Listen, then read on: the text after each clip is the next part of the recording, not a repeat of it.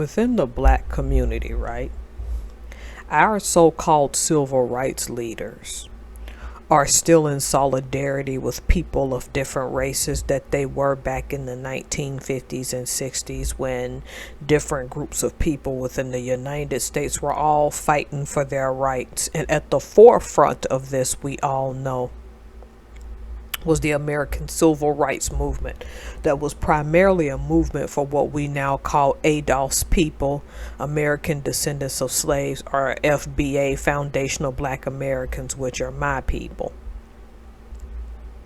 Despite what goes on today, let me say we have culture in this country, okay?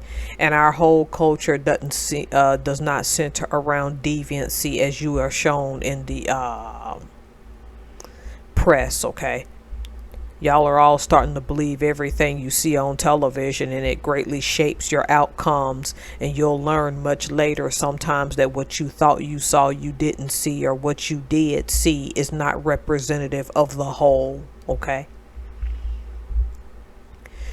Before I say what I have to say, I'm gonna say two things. First, as I have no issue with any person of any race, I'm going to treat everyone with dignity and respect. I always have, and I always will. I just think that in a country with people of different races, you can't realistically expect that we're all going to stay separated and all do our own thing. That may not sit well with some people, and that is fine. I think that this sort of diversity is what makes us strong as a nation, okay? So my personal stance is that I don't have anything against anybody of any skin color. I've said this several times, and I think it's better that I went ahead and got that out. The second thing I'm going to say is, just because I'm in solidarity with you don't mean I won't check you, whether you're my own people, my own foundational Black Americans, or anyone else. Okay? I gotta give that disclaimer because this video is going to be offensive. I'm at a point where I feel like, as a foundational Black American, those of us who are ready to fix issues, because we have our own share of issues, right? A high fatherlessness rate. We can't say we're the biggest beneficiaries of welfare, but we take up a significant amount, but not the biggest beneficiaries. You see videos and people say stupid stuff like usual suspects, meaning naturally that Black people are the only people that commit all the crimes and all of this stuff. So you're gonna have that. However, I'm at a point that, based on things that happened later, particularly with the second lawsuit about to come out concerning college admissions, that I feel like that people go out of their way to intentionally attack our group and make us the punching bag and the stomping ground for everybody else's issues. Post-affirmative action changed everything for me. Because the thing about it is, affirmative action in my entire generation didn't benefit us. Number one, I live in the state of Washington. That's where I got most of my college education anyway, besides my master's. So for my associate and my bachelor's, I lived in a state where there was no affirmative action and got into the University of Washington, a not so easy school to get into. Okay? So I didn't benefit from affirmative action, to my knowledge, at least for a fact, with my associates and my bachelor's. Now my master's was in West Virginia. Don't know how I got into American Public University, but we won't go there. All right, so the point about it is that a good chunk of my education was not a gotten gain from affirmative action. And the same could probably be said for a lot of Black people living in states where affirmative action was abolished years ago. This is important because I feel like people who are still blaming us for this, particular certain Asian Americans, because you are, and you know that you do, are still implying that post affirmative action, that we're still the reason that they're not getting into the schools they're getting into. And let me say about Stop Asian Hate, I am not particularly thrilled of any foundational Black American that I've seen on tape attacking Asian people over COVID-19 and assuming that they're all agents of a certain country and things like that. I've always thought you just shouldn't put your hands on someone unless you physically know or reasonably know they're going to try and take your life. Other than that, you should keep your hands to yourself. But I've watched a great many videos of Asian Americans or Asians in general being attacked in the United States, and it's hardly just foundational Black Americans doing it. Okay? So what the news tells you isn't true.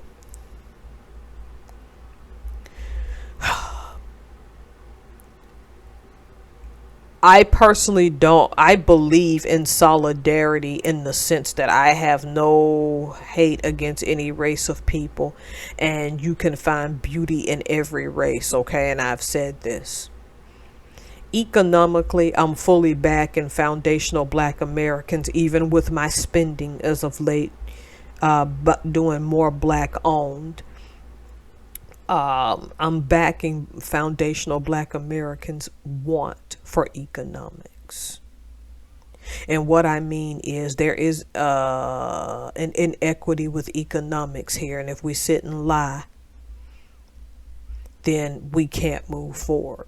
Because the same person that helped abolish affirmative action is the same one that just turned down a grant for women, predominantly Black women, and sued and successfully sued for that.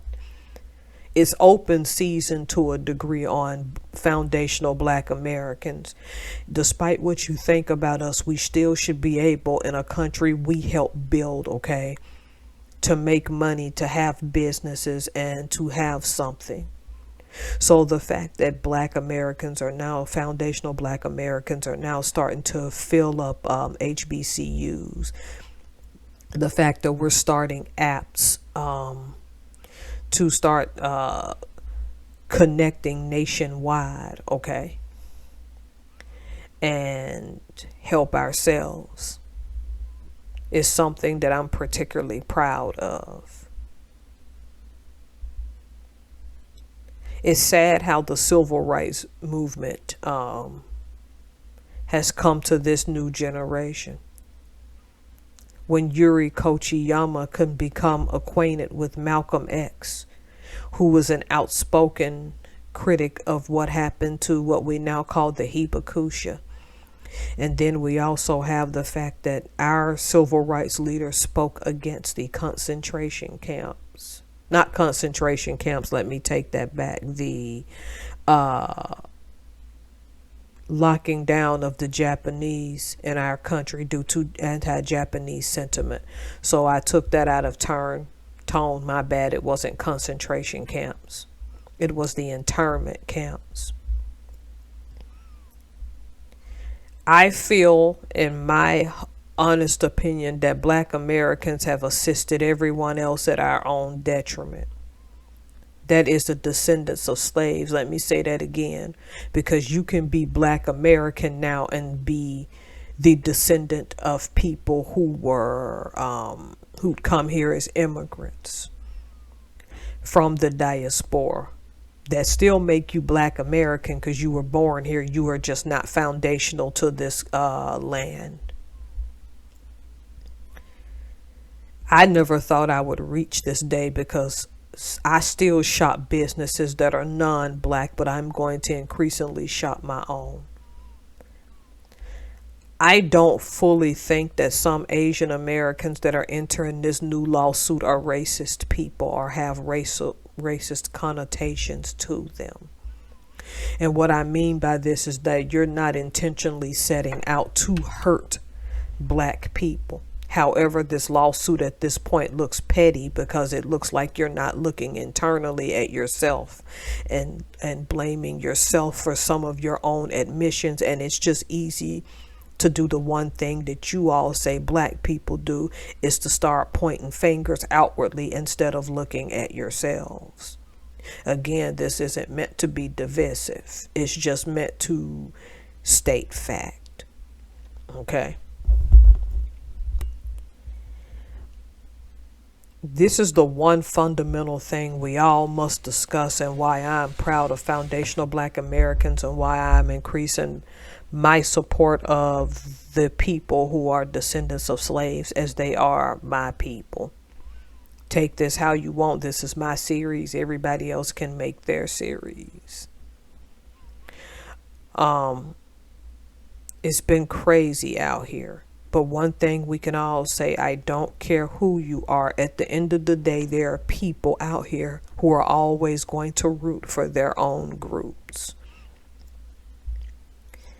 And again, there's a great many reasons internally within our group why our economics are not at the up and up. But I think as a people, it's time for us to start helping ourselves and not help people who disrespect us. Me personally, I'm doing it on an individual level. If you disrespect me, even if you're my own, I just don't deal with you. This is me personally. But as a collective, the Black American is down. And some of it is our fault. And some of it is just as we start to rise, people want to start pointing fingers and saying, you're the reason I didn't get into this school, instead of looking at themselves. So again, the very thing they accuse us of doing, they're doing to themselves now. And as I've stated, I think this new lawsuit's absolutely petty because it makes it look like now that all of you are trying to push every black person out of every institution in this country that is Ivy League or that is non-Ivy but close to it.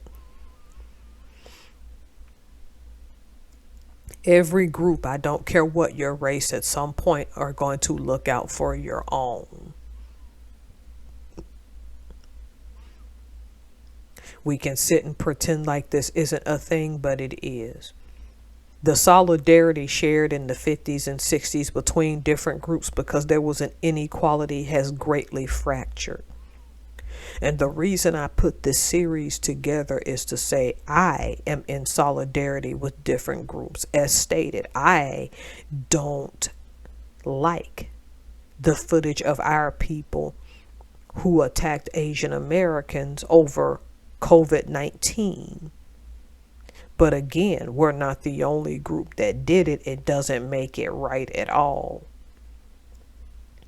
But at the same time, I empathize with Black Americans who are on the come up, who are getting sick and tired of, oh, you only got this because of your skin color, when that may be true of some outliers, but it's not entirely true of our entire race.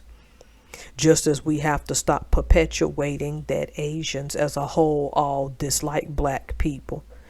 Because we know that that is not true either. And there have been videos of some that have come out and have shown the past solidarity and the proof that they don't dislike black people. And as I said, I showed you the video, or I made a video of Gus Thompson, the black man who sold the house to a Chinese American family on Coronado Island in California at a time when there was redlining and it was hard to get housing. Those generations know different than we do. I think that solidarity exists, okay?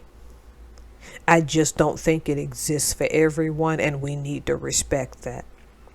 Some people are going to always want to stick within their own groups, and the way in which this country was racially stratified, which is why I did this series and made it solely and discuss the Blumenbach racial categories, is understandable.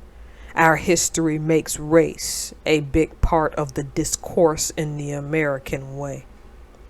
So that's not going to go away anytime soon. Some people are just going to stick to themselves and they're going to benefit and help their own groups economically. Then some of us recognize that we live in a country with people of different races. That's never going to change, and that's going to be there. Therefore, we just learn to accept it. We've learned to go to school with people, learn different cultures. We're going to always have that love of learning different cultures. And we don't get caught up in what the media says or media spin. But media spin or not, I'm all for Black Americans now looking out for their own economic opportunities through apps and things. This is not saying that people who are not Black cannot shop Black owned. It's just it's gotten old helping other people with their rights while ours greatly diminished. All right. I still believe in solidarity, but I don't think it should be pushed on anyone. All right. Enjoy the rest of the series, you all.